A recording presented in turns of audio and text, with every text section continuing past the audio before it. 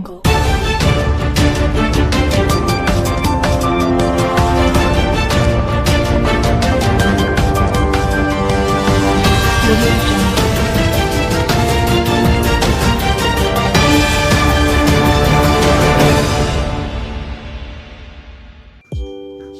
मैं हूं अशोक श्रीवास्तव और आप देख रहे हैं मीडिया दस्तक न्यूज़।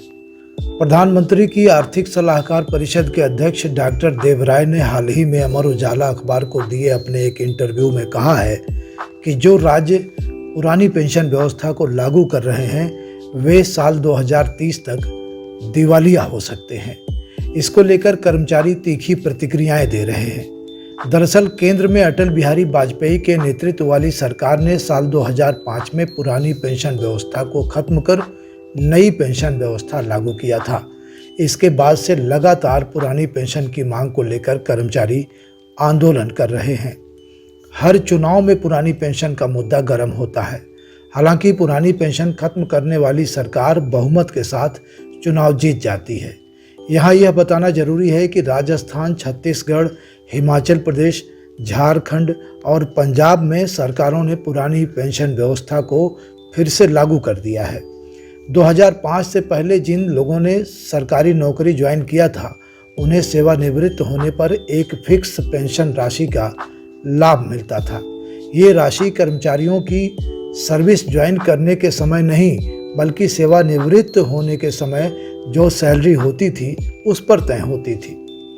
इतना ही नहीं, रिटायर्ड कर्मचारी की मौत के बाद उसके परिवार वालों को भी पेंशन सुविधा का लाभ दिया जाता था। इसके अलावा पुरानी पेंशन योजना की सुविधा, रिटायरमेंट के समय जीपीएफ निकासी पर आयकर में छूट, ग्रेच्युइटी लाभ जैसी कई सुविधाएं दी जाती थी। पेंशन के लिए वेतन से किसी भी प्रकार की कटौती नहीं की जाती थी। पुरानी पेंशन में वेतन से कोई कटौती नहीं होती थी। नई व्यवस्था में वेतन से 10% के साथ डीए की कटौती होती है। पुरानी पेंशन में जीपीएफ की सुविधा है जबकि नई पेंशन में यह व्यवस्था नहीं है। पुरानी पेंशन एक सुरक्षित पेंशन योजना है जबकि नई पेंशन शेयर बाजार पर आधारित है। जीपीएफ के ब्याज पर कोई इनकम टैक्स नहीं लगता जबकि शेयर बाजार के आधार पर जो पैसा मिलेगा उस पर टैक्स देना होगा। नई पेंशन व्यवस्था में ऐसी तमाम कमियां हैं जिसको लेकर कर्मचारी आए दिन आंदोलन करते रहते हैं। आइए सुनते हैं शिक्षक नेता संजय द्विवेदी और तौआब अली को। संजय जी, प्रधानमंत्री नरेंद्र मोदी का सलाहकार परिषद जो है उसके अध्यक्ष हैं डॉक्टर देवराय।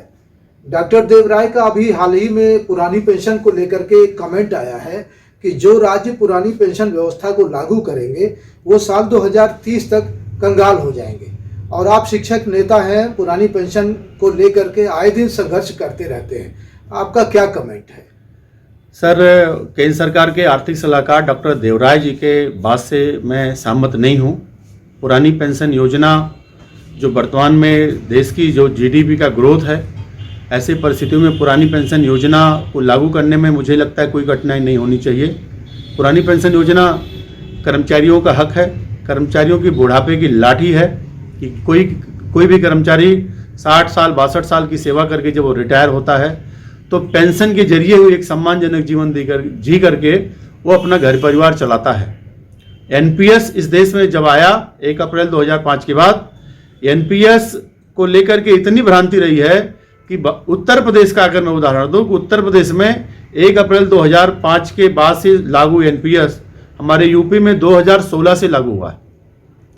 और आज भी जो भी कर्मचारी 2005 से नियुक्ति पाए थे उनका 2016 तक के बीच का एनपीएस की रिकवरी आज भी सरकार नहीं कर पाई है। एनपीएस को लेकर के इतनी भ्रांति है कि एनपीएस में जो हमारे सैलरी का 10% कट रहा है, सरकार 14% हमें उसका अपना अंशदान दे रही है। ये पैसा कहाँ जा रहा है, ये किस दशा में है, हमको कुछ नहीं पता है। हम एनपीएस के पैसे से लोन नहीं ले सकते, अपने कोई ज़रूरत के काम नहीं कर सकते और एनपीएस का पैसा जो हमारा कट रहा है रिटायरमेंट के बाद हमें मिल भी नहीं रहा है।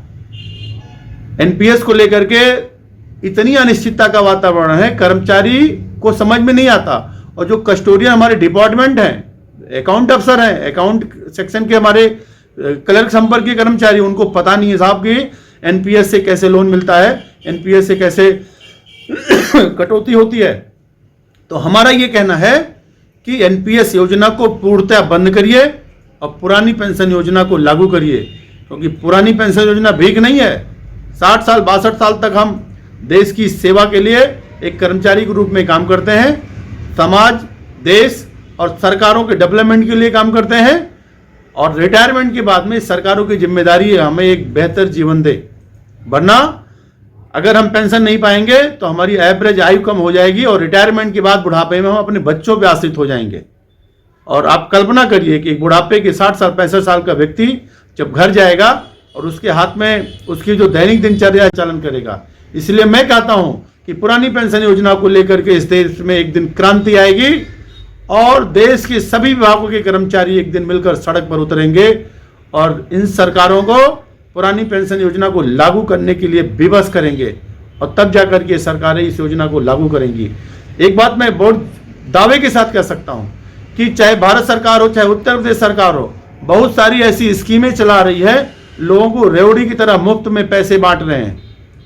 अगर आपको ये सब सारे काम करने के लिए पैसे आपके पास हैं तो कर्मचारियों को, जो बहुत थोड़े से हैं, किसी देश की जनसंख्या के 1-2% 3% कर्मचारी होते हैं, उन कर्मचारियों को पेंशन देने के लिए आपके पास बजट नहीं है।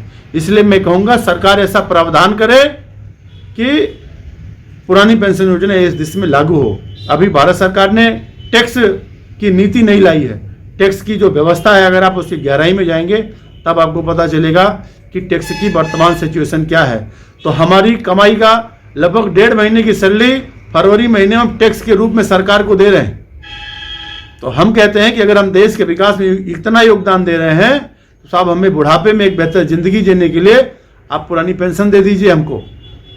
और ये हम नहीं कह रहे, ये देश के भारत सरकार के और राज्य सरकार के अधीन काम करने वाले सभी कर्मचारियों की आवाज है। एक स्वर में इस बात को लेकर के सभी कर्मचारी सहमत हैं कि पुरानी पेंशन योजना इस देश में पुनः लागू होनी चाहिए। सर, मैं इस बयान को सिरे से खारिज करता हूं।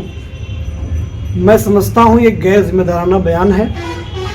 अगर हमारे देश के जो प्रधानमंत्री हैं, मुख्यमंत्री हैं, विधायकगण हैं, अगर उनके परिवार के लिए, उनके लिए पेंशन की व्यवस्था है जो कि वास्तव में जनसेवक हैं, तो निश्चित रूप से सरकार के पास इतना अर्थ इन छोटे भाग कर्मचारियों के लिए भी होना चाहिए। आप सर, बहुत सोचने की बात है कि उनका परिवार जब वो अपना ब्यौरा देते हैं चुनाव लड़ते समय तो करोड़ों में, अरबों में होते हैं, विभिन्न व्यवसाय होते हैं। अगर उनके साथ कोई हादसा हो जाता है, अभी उनके परिवार के पेंशन को जो 2016 से पहले एक्सपायर हुए हैं, 25,000 प्रतिमाह पेंशन की घोषणा की गई है। इस बात के लिए सरकार के पास अर्थ है। उनको एक ही व्यक्ति को, अगर वो विधायक है तो विधायक का पेंशन, वो सांसद है तो अलग सांसद का पेंशन, वही व्यक्ति अगर मुख्यमंत्री हो गया तो मुख्यमंत्री का पेंशन, एमएलसी हो गया तो एमएलसी का पेंशन।